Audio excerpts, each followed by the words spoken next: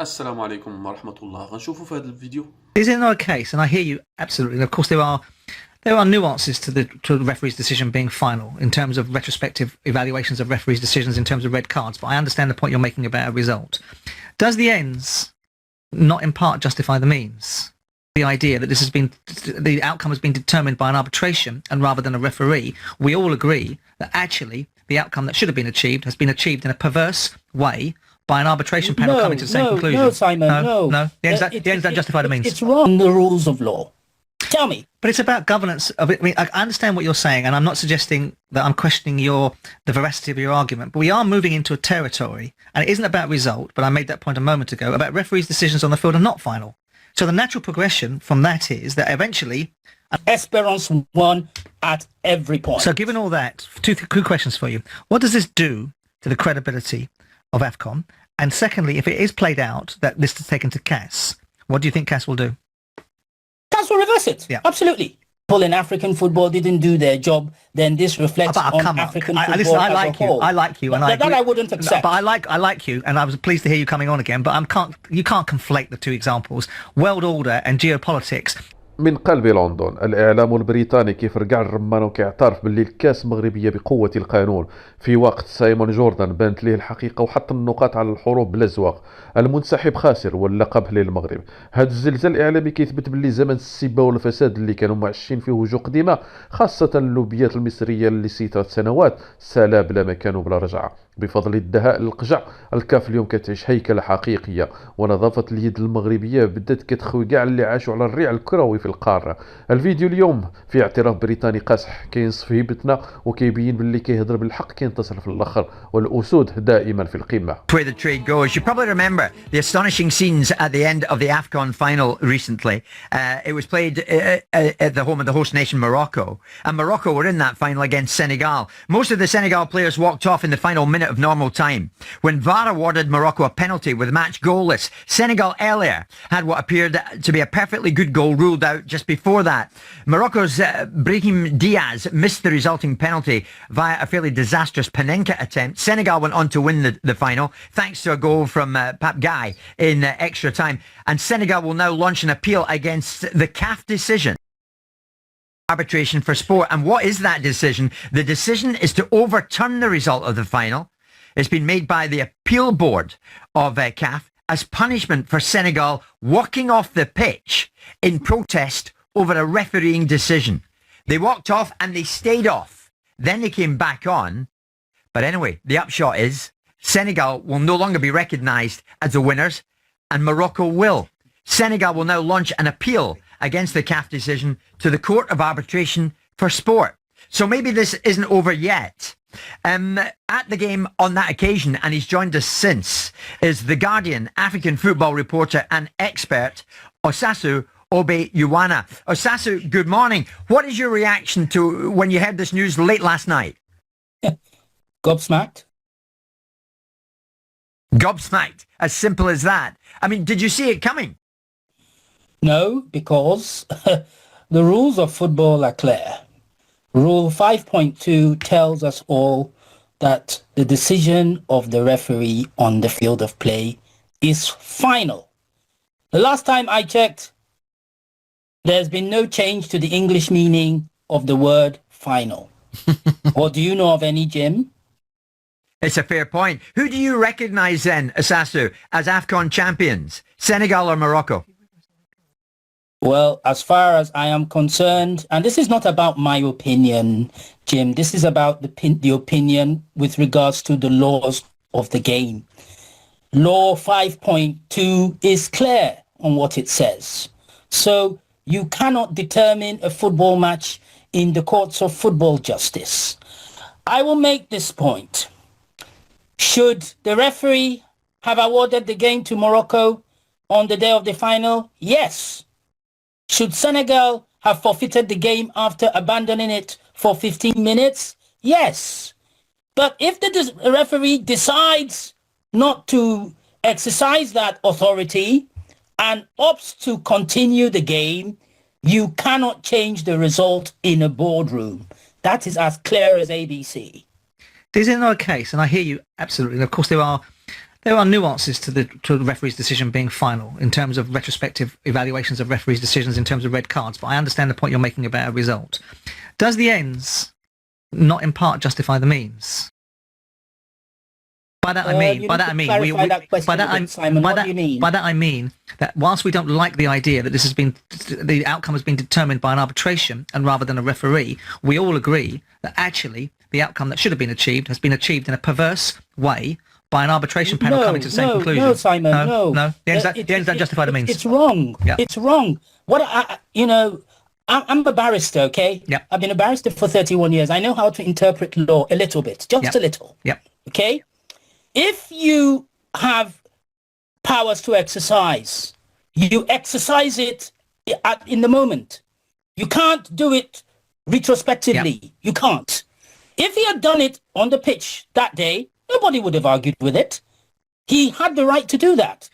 But if he exercised his discretion to continue with the game, his decision is final. And all that should have been done is that if CAF were not happy with how he handled the match as a referee, they should have, instituted disciplinary measures against him. Right. But you cannot take the trophy away from Senegal. You can't.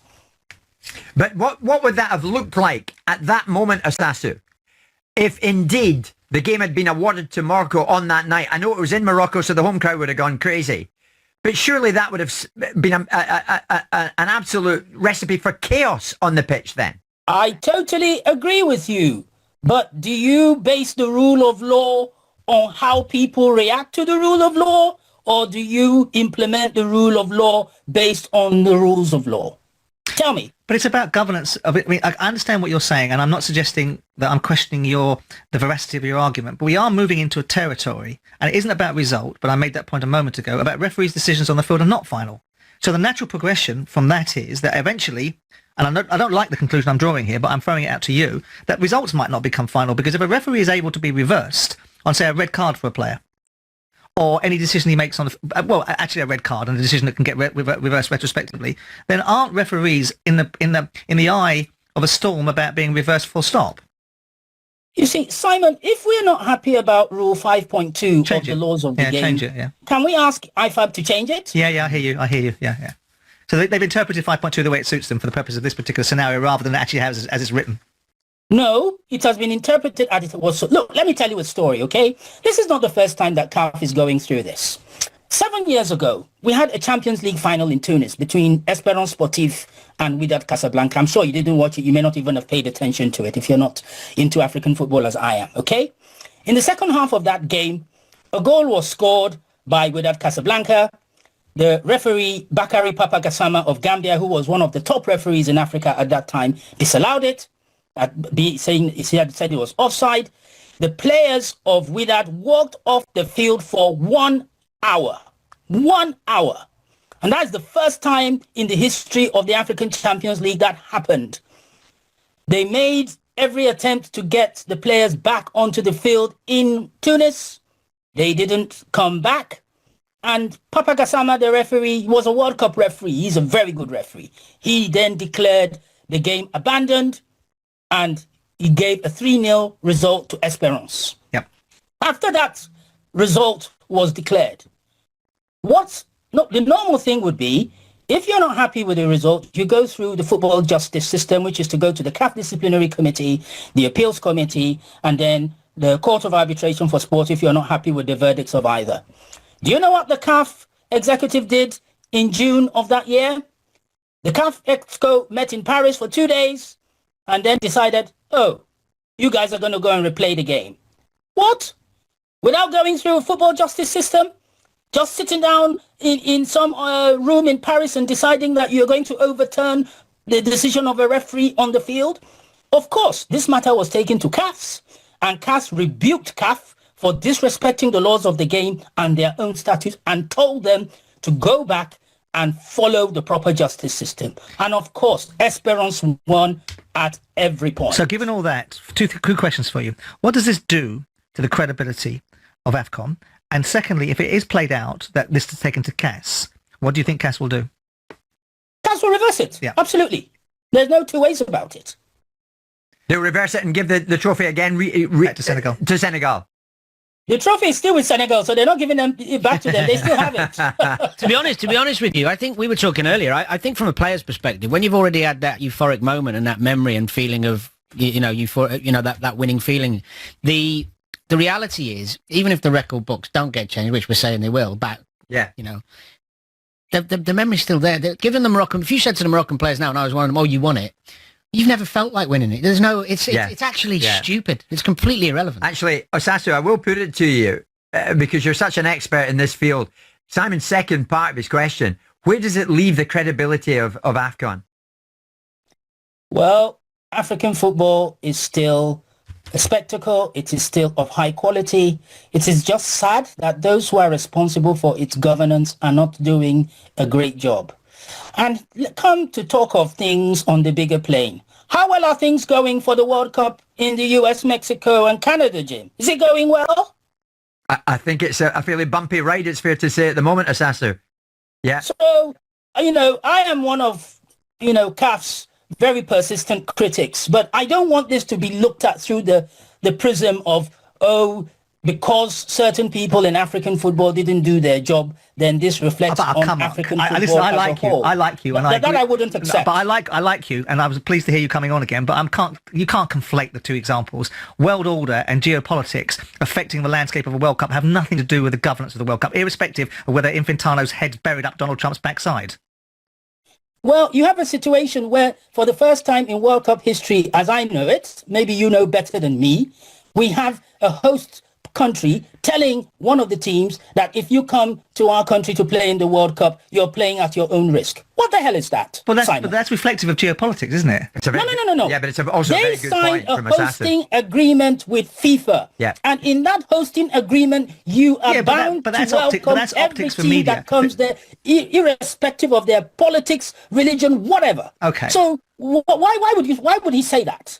I think that's politics more than anything, in the same way that he would say to the Iranian women staying in Australia, you should be given sanctions and asylum in Australia. So it's a conversation that's being had with journalists. I don't think it reflects the fact that the team aren't going to be looked after by the American authorities. There is an element of risk. There is an element of risk. The United States of America cannot go on social media and write what he writes. Well, that's a different discussion. But we're talking about governance of the game. I understand your point there. You see, Paul, I keep on telling you guys, football and politics are married. They are not separate people. They are, but they should be encouraged that way. This is how it's always been in this game. You know it, Simon. You've been in this game long enough. I'm not going to teach you what you know very well. You know this.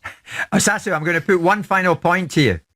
You were there on the night of the AFCON final. In a sentence, mate, how are you always going to look back on it?